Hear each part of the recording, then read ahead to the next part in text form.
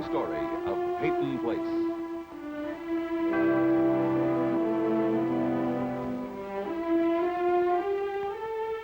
Starring Dorothy Malone as Constance Mackenzie, Ed Nelson as Michael Rossi, Mia Farrow as Allison Mackenzie, Ryan O'Neill as Rodney Harrington, Barbara Parkins as Betty Anderson, Tim O'Connor as Elliot Carson, Christopher Connolly as Norman Harrington.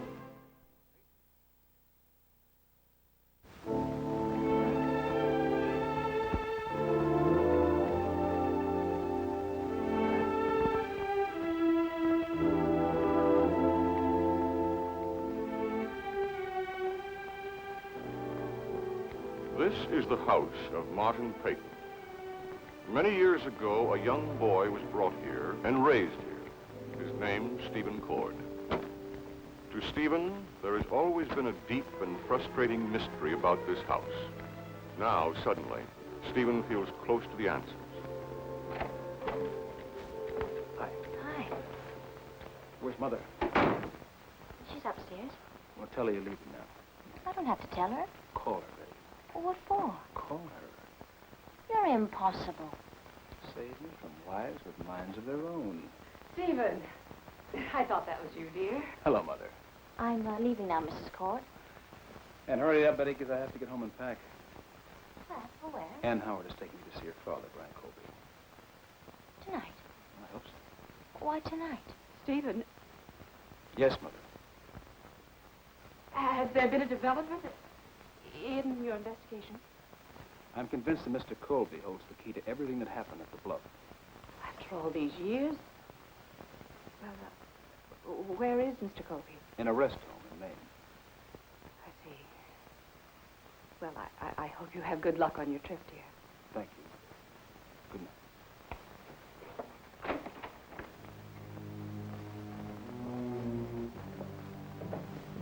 Everything you said in there was for your mother's benefit. What did you expect to accomplish? Well, I was right. My mother is hiding something. She knows something about Ann. She knows about Ann's father. I had to do something to get that pot boiling.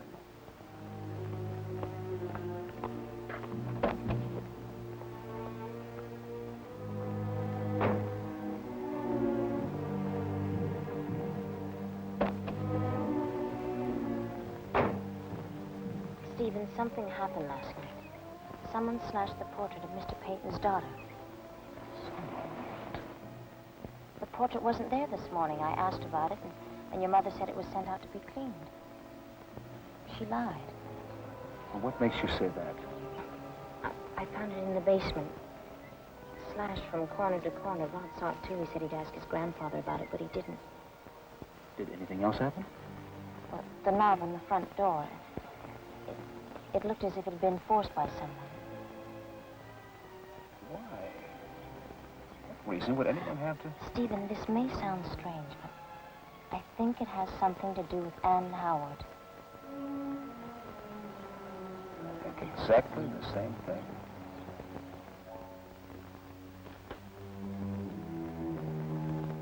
Mark?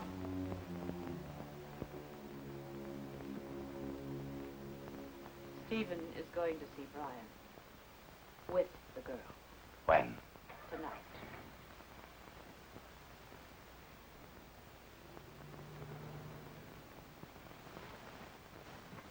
They're leaving. How did Stephen seem when he told you about Colby? Calm, controlled. Betty doesn't know. Don't be so sure about that, Martin. Why shouldn't he be controlled? You forget, he's my son. All these years he's learned from masters.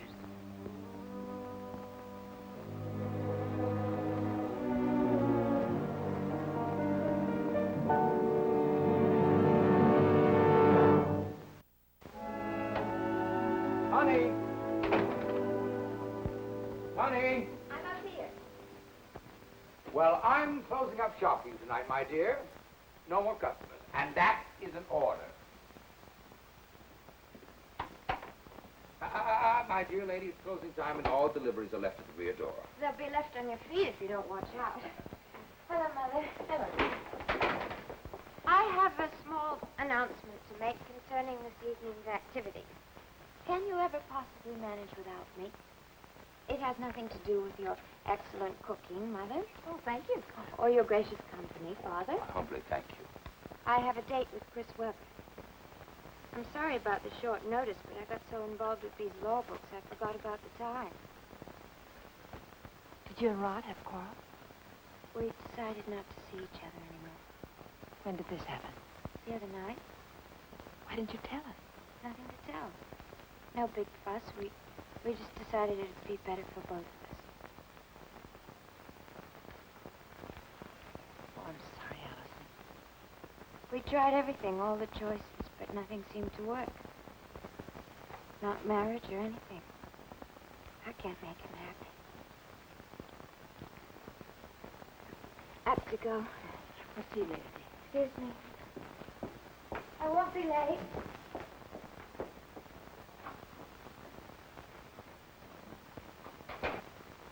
They decided.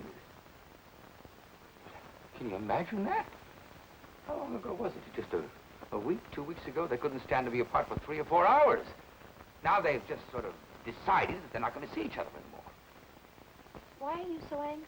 I'm angry because my daughter isn't angry.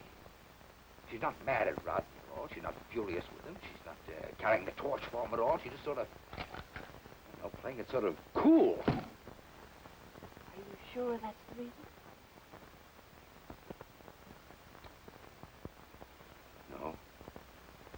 No, that's not the reason. The reason is that my daughter is hurting very, very much, and there's nothing in the world that I can do about it. She must have at least a dozen wounds, and I haven't got a bandage to put on Mother. Well, you'll get used to it. You'd better. You're in for a lot more of the same. With this one. Maybe not exactly the same. Well, the first few years it'll be cuts and bruises, and then somewhere along the way we'll run out of bandages again.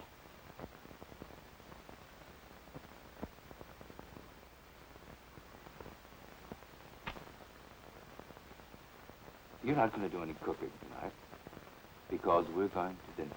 Oh. I mean, the 3 of us. You, me.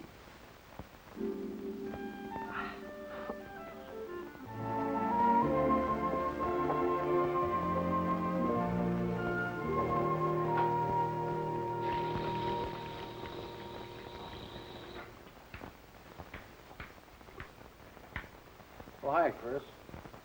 Come on in and keep me company. Where's Rod? Well, he took off to see his old man. Probably needed a loan or something. Come on over here and sit down, kid. I think it's about time we had a talk. Oh, about what? About you. Well, one of my favorite subjects. Okay, shoot. How long are you planning on staying, Chris? Now, don't tell me I'm getting on your nerves already. No, it's just that I... Just what? Well, how are your nerves holding out, kid? Holding out on what? Well, with Ann Howard breathing down your neck, asking what happened up on the bluff, who pushed you, and things like that. She doesn't bother me. What about Stephen Cord with all his questions? He doesn't bother me either. You mean all this raking up the past isn't getting to you? It's not getting under your skin? Come on, kid, who do you think you're kidding? Lee, what's your point? You're my point.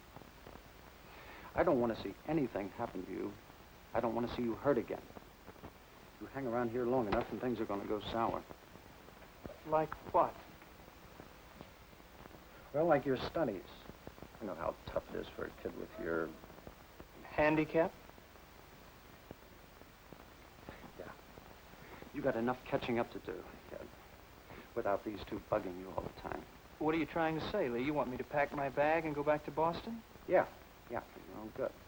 It's for my good to be down here with my family. As far as my studies go, I hired somebody to help me keep up. Who? Allison McKenzie. You stay away from her. Why? Oh, because she's Pretty Boy's girlfriend, that's why. I don't want to see him climbing all over your back, too. She reads, I listen, period. You try telling him that. I will if he asks. Besides, I pay her for her time. You're gonna bite clear down to your jaw, Lee. How'd you know? When we were kids, anytime you were angry or frustrated, you always started gnawing on your lower lip. Right now, I figure you're feeling a little bit of both toward me. Well, we were talking about you. Chris, you don't need any more problems. I didn't know I had any more, Lee. You're the one that took the swing at Stephen Cord, and you're the one that keeps putting down Ann Howard. Look, I'm only trying I know to... you're only trying to fight my battles. Well, don't, Lee. I'm blind, but let me see things my own way. Chris?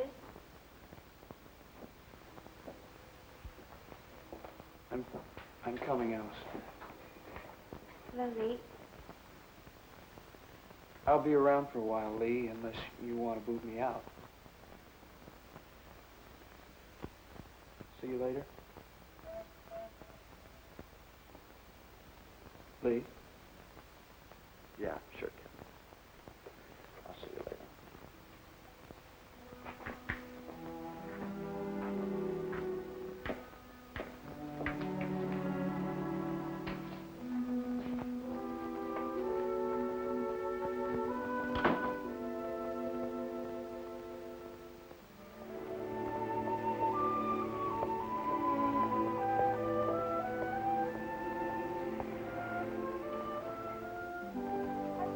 Hi, Rita. What's the good news? Nothing much. Could I get some hamburgers to go? I'm running late tonight. Sure. You just missed some friends. Oh? Who? My brother-in-law, Chris, and Lady Allison. Or should I say Allison the lady. Why the thanks? Would I be making a wild guess if I said Rodney baby is now a free agent? Where do you get that? If Allison is making a play for Chris, then Rod's got to be up for grabs. Allison? Making a play for Chris? Sure. Look, she helps him out. She reads to him. She's a girl, he's a guy. 1 and 1 makes 2. Have a cup of coffee with me. Thanks.